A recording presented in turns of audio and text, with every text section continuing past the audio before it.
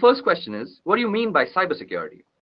So as an interviewee, I'd expect that the candidate should first tell me the need for cybersecurity, his views on cybersecurity. So the candidate should be like this. Today's generation lives on the internet, and we general users are almost ignorant as to how those random bits of ones and zeros reach securely to our computer. For a hacker, it's a golden age. With so many access points, public IPs, and constant traffic and tons of data to exploit, black hat hackers are having one hell of a time exploiting vulnerabilities and creating malicious software for the same. Above that, cyber attacks are evolving by the day. Hackers are becoming smarter and more creative with their malware, and how they bypass virus scans and firewalls still baffle many people. Therefore, there has to be some sort of protocol that protects us against all these cyber attacks and makes sure our data doesn't fall into the wrong hands. This is exactly why we need cybersecurity. Now for defining cybersecurity, here goes. Cybersecurity is a combination of processes, practices, and technologies designed to protect networks, computers, programs, data, and information from attack, damage, or unauthorized access. Okay, so moving on to the next question is, what do you have on your home network? So a home network gives you a test environment for experimentation. Active Directory, domain controller, a dedicated firewall appliance, and a net-attached toaster. As long as you are learning and fiddling with it, that's what matters. I've augmented the router my ISP provided with an Apple AirPort Extreme, which provides better wireless performance to some devices. From there, I've extended the wired part of the network into two parts of the house using 5-port Ethernet switches, my office and living room, each with 4 devices. In the office, I have a network-attached storage device which provides shared data folders to every device for movies and TV streaming anywhere in the house as well as backups. In the living room is a range of gaming consoles, a TiVo box and an Android media player.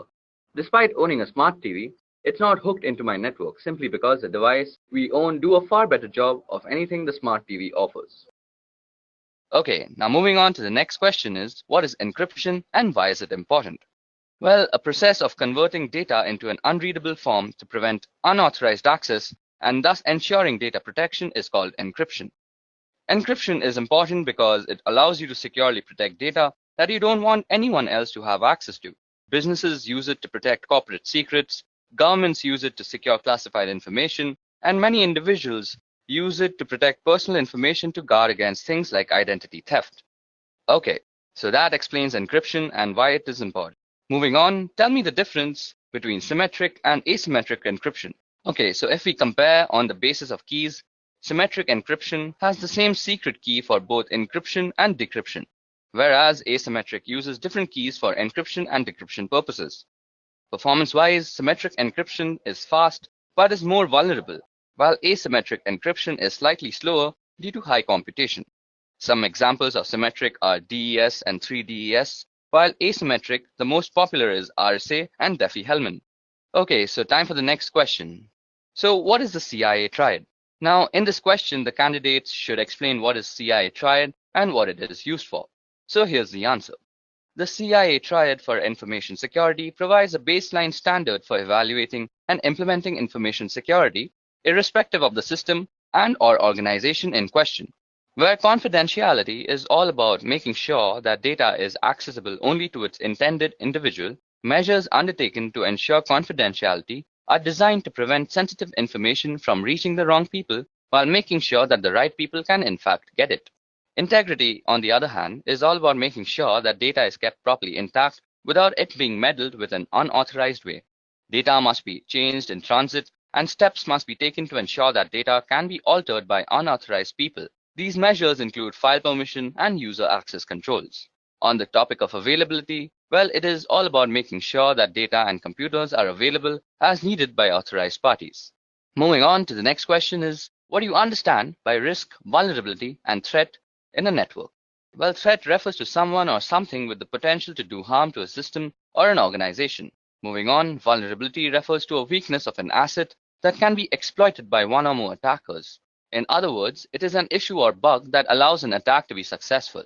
Last but not the least, risk refers to the potential for loss or damage when a threat exploits a vulnerability. Okay, the next question is, how do you report risk? Well, risk needs to be assessed first before it can be reported. There are 2 ways you can actually analyze risk. The first is, it can be either quantitative or qualitative. This approach is suitable for both technical and business guys. The business guys will see the probable loss in numbers, while the technical guys will monitor and assess the impact and frequency. Now, depending on the audience, the risk can then be reported. Moving on, how do you differentiate between IPS and IDS systems? Well, first of all, IDS stands for Intrusion Detection System and IPS is Intrusion Prevention System. Now, IDS just detects the intrusion and leaves the rest to the administrator for assessment and evaluation or any further action. IPS, on the other hand, detects the intrusion and takes necessary actions to further prevent intrusion. Also, there is a difference in the positioning of devices in the network. Although they work on the same concept, the placement is very, very different. Moving on, what do you know about cybersecurity frameworks? Well, cybersecurity framework is a voluntary guidance based on existing guidelines and practices for organizations to better manage and reduce cybersecurity risks. Besides helping associations oversee and decrease probable risks, it was intended to cultivate risk and cybersecurity administration communications among both inner and outer authoritative partners. Most frequently adopted cybersecurity frameworks are PCI DSS, which stands for Payment Card Industry Data Security Standards, the ISO 27001 and 27002, which is the International Organization for Standardization, then CIS, which stands for Critical Security Control, and the most famous cybersecurity framework is NIST. Moving on to the next question, which is what is weak information security? Well, information security policy is considered to be weak if it does not meet the criteria of an effective one.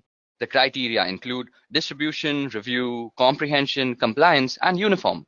Information security is weak if the policy has not been made readily available for review by every employee within an organization, or the organization is unable to demonstrate that the employees understand the content of the policy document. This is when an information security is considered weak. Moving on to the next question is, what's the better approach of setting up a firewall? Okay, so following are the steps you should take to configure your firewall. The first is a username and password. Modify the default password for your firewall device. Next is the remote administration, which will disable the feature of remote administration from the outside network. Then comes port forwarding. For certain applications to work properly, such as a web server or FTP server, you need to configure appropriate port forwarding. Next comes the DHCP server, which is installing a firewall on a network with an existing DHCP server will cause conflict unless the firewall's DHCP server is disabled. Then is logging. Now, in order to troubleshoot firewall issues or potential attacks, you want to make sure to enable logging and understand how to view the logs. Last but not the least, we need to actually go through the policies. Now, if you want to have solid security policies in place, make sure that your firewall is configured to enforce those policies. Moving on to the next question is, can you explain SSL encryption? Now, SSL stands for Secure Socket Layer, and it is a protocol which enables safe conversation between two or more parties. It is designed to identify and verify that the person you are talking to on the other end is exactly who they pretend to be. We also have HTTPS, which stands for Hypertext Transfer Protocol Secure, which is actually HTTP combined with SSL, which provides you with a safer browsing experience with encryption. So this is a very tricky question, but SSL wins in terms of security. Moving on, which one is more secure, SSL or TLS? Well, SSL is meant to verify the sender's identity, but it doesn't search for any more hazards than that. SSL can help you track the person you are talking to, but that can also be tricked at times. TLS is another identification tool just like SSL, but it offers better security features. It provides additional protection to the data, and hence SSL and TLS are often used together for better protection. Moving on, what are salted hashes? Well, salt is actually random data. When a properly protected password system receives a new password, it creates a hash value of that password and adds a random salt value. Then the combined value is stored in its database. This helps defend against dictionary attacks and known hash attacks. Example, if someone uses the same password on two different systems and they are being used using the same hashing algorithm, the hash value would be same. However, if someone of the system uses salt with the hashes, the value will be different. Moving on to the next question, which is, how can identity theft be prevented? Okay, so the following steps can be ensured to actually prevent identity theft. First of all, ensure a strong and unique password. Secondly, avoid sharing confidential information online, especially on social media. Third, shop from known and trusted websites only. Fourth, use the latest version of the browsers. Fifth, install advanced malware, spywares, and tools. Next, use specialized security solutions against financial data, And always update your system and software. And last but not the least, always protect your social security number. Now moving on to the next question is, how can you prevent a man-in-the-middle attack? Okay, so an MITM attack happens when communication between two parties, that is systems, is intruded or intercepted by an outside entity. This can happen in any form of online communication, such as email, social media, web surfing, etc. Not only they are trying to eavesdrop on your private conversation, they can also target all the information inside your devices, and the outcome could be pretty catastrophic.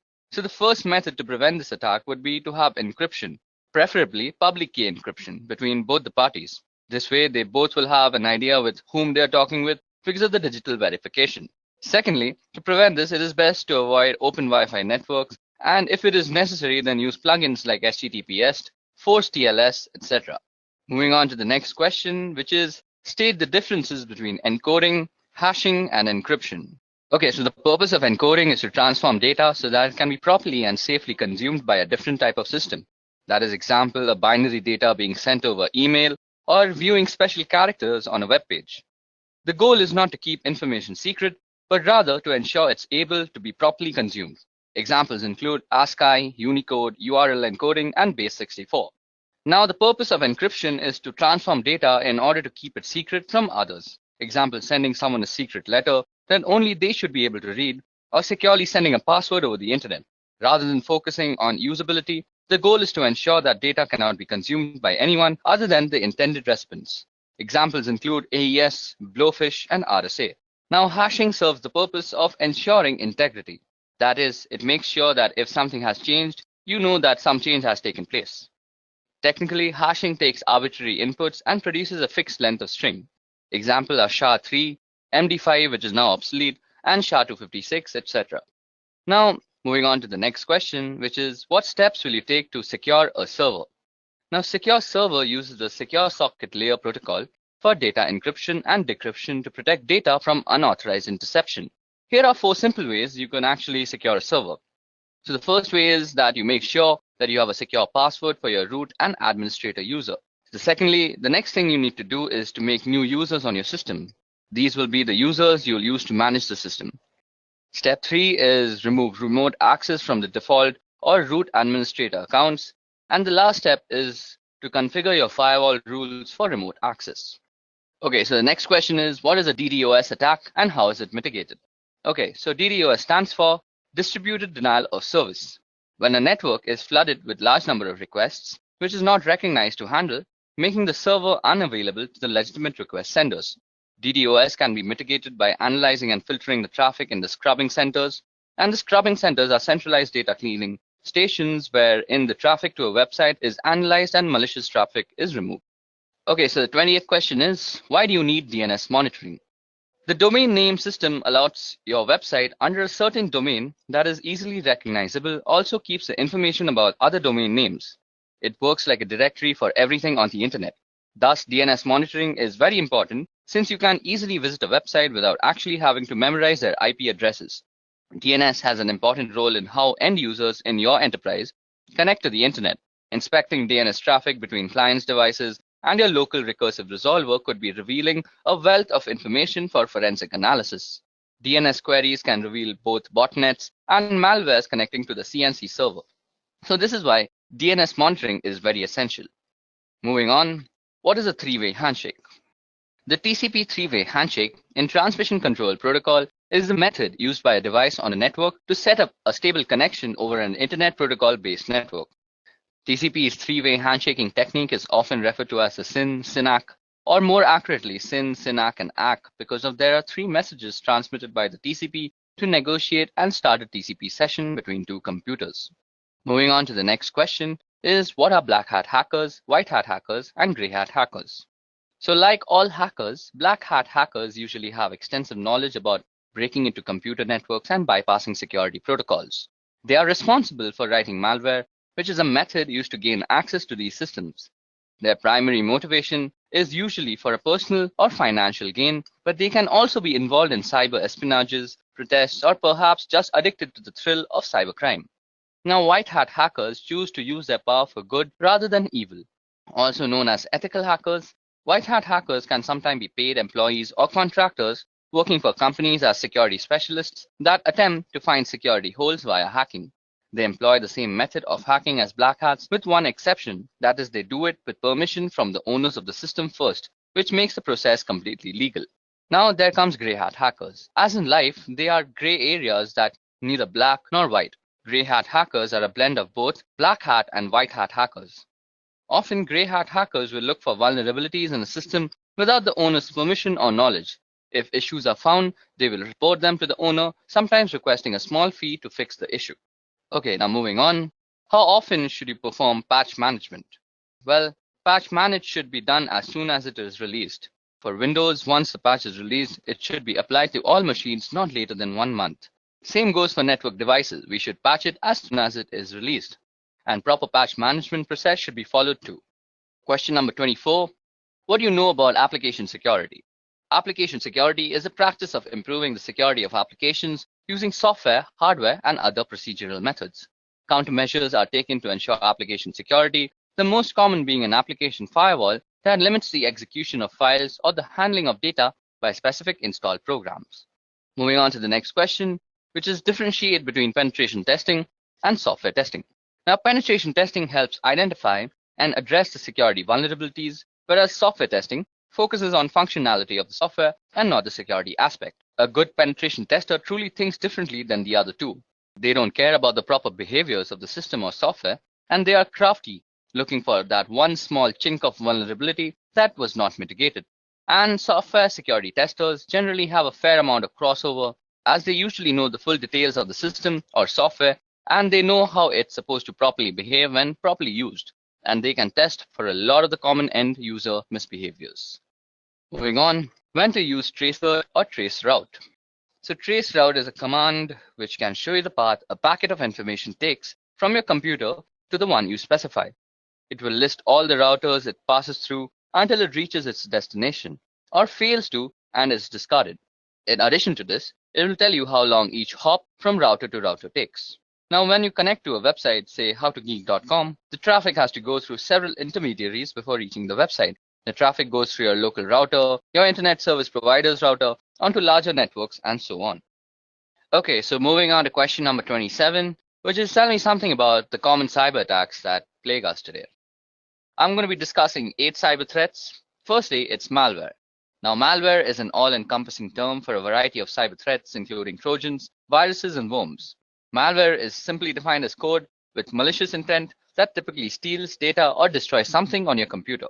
Next is phishing. Now, phishing, often posing as a request for data from a trusted third party, phishing attacks are sent via email and ask users to click on a link and enter their personal data. Phishing emails have gotten much more sophisticated in recent years, making it really difficult for some people to discern a legitimate request for information from a false one. Phishing emails often fall into the same category as spam, but are more harmful than just a simple ad. Next is a password attack, and a password attack is exactly what it sounds like. That is a third party trying to gain access to your system by cracking a user's password, usually using some algorithm like brute force, dictionary attacks, or a software which is a keylogger. Next is a DDoS attack, and a DOS attack focuses on disrupting the service to a network. Attackers send high volumes of data or traffic through the network until the network becomes overloaded and can no longer function. Next is a man-in-the-middle attack, and a man-in-the-middle attack is an attack where somebody is impersonating the endpoints in an online information exchange. For example, if you're a banking online, the man-in-the-middle would communicate with you by impersonating your bank and communicate with the bank by impersonating you. Next is drive-by downloads, and this is a malware which is actually implanted into a legitimate website, and a program is downloaded to the user's system just by visiting the site. It doesn't require any type of action by the user to actually start to trigger the download. Next is malvertising, and malvertising is actually malicious code which is hidden behind advertisements on websites, and it is also downloaded to your system without your knowledge. Last but not the least is rogue software, which is malware that masquerades as legitimate and necessary security software that will keep your system safe. Okay, so moving on to the next question is what are different OSI layers and what is the job of the network layer? Okay, so OSI or Open System Interconnection is a reference model for how applications communicate over a network. A reference model is a conceptual framework for understanding relationships And the purpose of the OSI reference model is to guide vendors and developers so the digital communication product and software programs they create can interoperate, and to facilitate a clear framework that describes the function of a network or telecommunication system. The 7 OSI layers are application layer, presentation layer, session layer, transport layer, network layer, data link layer, and the physical layer. Okay, so the network layer is actually used for controlling the operations of the subnet, and the main job of this layer is to deliver packets from a source to a destination across multiple links. Moving on to the next question, which is how would you reset a password-protected BIOS configuration? Now, since BIOS is a pre-boot system, it has its own storage mechanism for its setting and preferences. In the classic scenario, simply popping out the CMOS battery will be enough to have the memory storing these settings lose its power supply, and as a result, it will lose all its setting. Other times, you'll need to use a jumper or a physical switch on the motherboard. Still other times, you'll need to actually remove the memory itself from the device and reprogram it in order to wipe it out. The simplest way by far, however, is if the BIOS has come from the factory with the default password enabled, try the whole word password. Now for question number 30. What is cross-site scripting or XSS? Now XSS refers to client-side code injection attacks wherein an attacker can execute malicious scripts, also commonly referred to as malicious payload, into a legitimate website or web application. XSS is amongst the most rampant of web application vulnerabilities and occurs when a web application makes use of unvalidated or unencoded user input within the output it generates. By leveraging XSS, an attacker would exploit a vulnerability within a website or web application that the victim would visit, essentially using the vulnerable website as a vehicle to deliver a malicious script to the victim's browser. Now, what is data protection in transit versus data protection at rest? So the answer to that is that data in transit or data in motion is data actively moving from one location to another, such as across the internet or through a private network. Data protection in transit is the protection of this data while it's traveling from network to network or being transferred from a local storage device to a cloud storage device. Wherever data is moving, effectively data protection measures for in-transit data are critical as data is often considered less secure while in motion. Now, data at rest is data that is not actively moving from device to device or network to network, such as data stored on a hard drive, laptop, flash drive, or archived/stored in some other way. Data protection at rest aims to secure inactive data stored on any device or network. While data at rest is sometimes considered to be less vulnerable than data in transit, attackers often find data at rest a more valuable target than data in motion. The risk profile for data in transit or data at rest depends on the security measures that are in place to secure data in either state. Moving on to question number 32 is tell me the differences between cybersecurity and network security. Okay, so cybersecurity describes that the policies and procedures implemented by a network administrator to avoid and keep track of unauthorized access, exploitation, modification, or denial of the network and the network resources. Network security describes the process and practices designed to protect network, computers, programs, and data from attack, damage, or unauthorized access. In a computing context, security includes both cybersecurity and physical security. While cybersecurity is concerned with threats outside the castle, network security is worried about what is going on within the castle walls. The cybersecurity specialist is the crusading knight defending the kingdom, and network security focuses on the barbarians at the gate and how the castle connects to the world around it. Moving on to question number 33, which is how will you prevent data leakage? Data leakage is when data gets out of the organization in an unauthorized way. Data can get leaked through various ways, that is emails, prints, laptops getting lost, unauthorized upload of data to public portals, removable drives, photographs, etc. A few controls can be restricting uploads on internet websites, following an internal encryption solution, restricting the mails to internal networks, or restriction on printing confidential data, etc. Moving on to the next question, which is what is ARP and how does it work? Okay, so Address Resolution Protocol, or ARP, is a protocol for mapping an internet protocol address to a physical machine address that is recognized on the local network. On the topic of how it works, when an incoming packet destined for a host machine on a particular local area network arrives at a gateway, the gateway asks the ARP program to find a physical host or MAC address that matches the IP address. Now the ARP program looks into the ARP cache, and if it finds the address, it provides it so that the packet can be converted to the right packet length and format and send it to the machine. Now if no entry is found for the IP address, ARP broadcasts a request packet in a special format to all machines on the LAN to see if one machine knows that it has the IP address associated with it. So for question number 35 is, what is 2FA and how can it be implemented for the public websites? So an extra layer of security that is known as multi-factor authentication requires not only a password and username, but also something that only that user has on them. That is a piece of information only they should know or have immediately to hand, such as a physical token. Authenticator apps replace the need to obtain verification code via text, voice call, or email. For example, to access a website or web-based service that supports Google Authenticator, the user types in their username and password. That is a knowledge factor.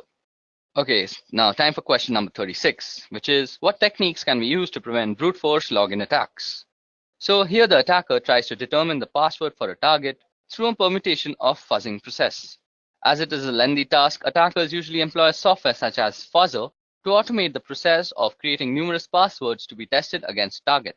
To avoid such attacks, password best practices should be followed, mainly on critical resources like servers, routers, exposed services, and so on. Okay, so now time for the next question, which is, what is cognitive cybersecurity? Now, the applications of artificial intelligence technologies pattern on human thought process to detect threats and protect its physical and digital system. Self-learning security systems use data mining, pattern recognition, and natural language processing to simulate the human brain, albeit in a high-powered computer model. This is exactly what cognitive cybersecurity is. So what is port blocking within LAN? Well, restricting the users from accessing a set of services within the local area network is called port blocking.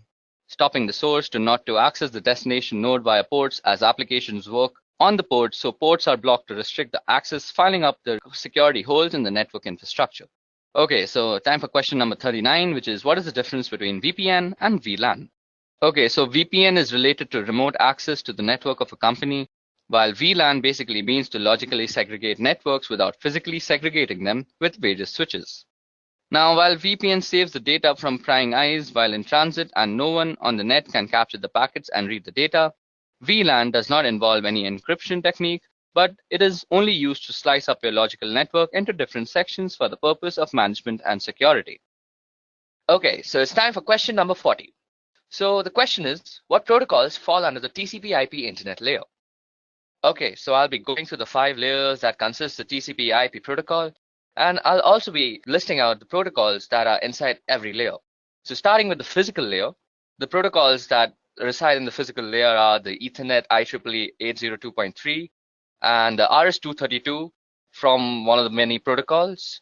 And moving on to the data link layer, we have the PPP protocol, the IEEE 802.2 protocol. Then moving on to the network layer, it's governed by the IP protocol, the ARP protocol, which is basically the address resolution protocol, and the ICMP protocol. Then moving on ahead is the transport layer. Now the transport layer has 2 main protocols, namely the TCP and the UDP protocols. And last but not least, we have the application layer, which is governed by a multiple of protocols, namely NFS, NIS+, DNS, Telnet, FTP, RIP, SNMP, and various other protocols as such. Okay, so that brings us to the end of the general interview questions that might be asked in any cybersecurity interview.